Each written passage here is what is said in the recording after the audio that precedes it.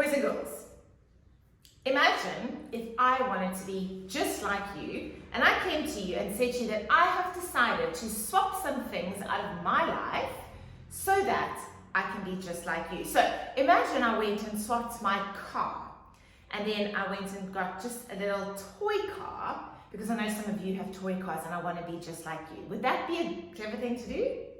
What if I decided to swap one of my real friends for an invisible friend? I know some of you have got invisible friends and I want to be just like you. Imagine I swapped them over. Would that be a good idea? How about if I took all my money and I swapped it out for Monopoly money? Because I know you guys have got your little play money. Hey, would that be a good thing if I did that? Or how about if I just took all my pots and pans? I know some of you have got really cool plastic kitchens.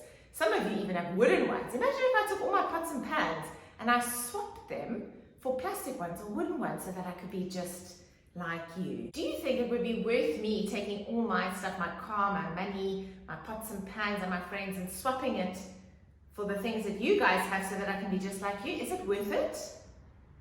It doesn't really seem worth it, hey? Would it be a good swap?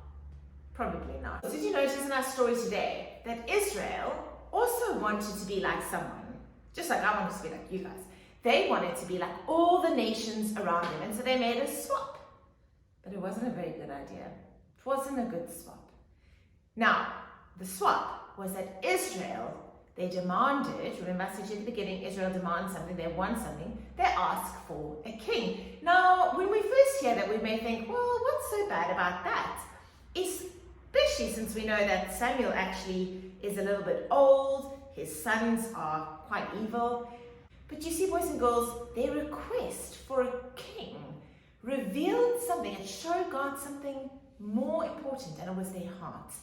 Their request for a king revealed that they had rejected God as their ruler, and instead they had turned to the nations around them and were following them. You see, the nation of Israel was supposed to be different, with God as their king, living under his rule. Israel, though, did not trust God, did they? And they did not want to live differently as the people of God. God had specifically told these people how they were to live in the land under his rule. Why did he tell them that? That's right, because he wanted them to be different. Because they were different. They were God's people, after all. God gave Israel, and he has given us his word to help us to know how to live in God's world, God's way. So when we choose not to live that way, and instead to live the same way as those who do not know and love Jesus, boys and girls, we are rejecting God as our king. And this is always a very foolish thing to do. Now, do you know that God actually had planned for a king to rule over Israel long before Israel had asked for it? If you read Deuteronomy chapter 17, verse 14 to 20, you'll see that God even gave Moses instructions on how to choose a king. But like I said to you, the problem wasn't Israel's request for a king. It was that they'd rejected God as their king. People rejected God back in the day of Samuel. And boys and girls, do you know what? People reject God today. When we put our trust in anything or anyone else other than God, it means we've rejected God as our king. If Israel had followed the Lord, they would have discovered that one day God would send his Prince of Peace to be their king, and he would bring everlasting peace to God's people. There would be no end to his rule and reign. Boys and girls, that prince is Jesus, isn't it? God sent Jesus to rescue Israel from their sin.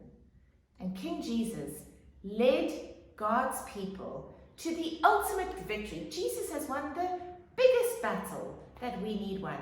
And it is a battle against Satan, sin, and death. Boys and girls, King Jesus is our king too, if you will let him be. Who is your king? Who are you following? Are you trying to fit in with the world, or are you living for your king, King Jesus?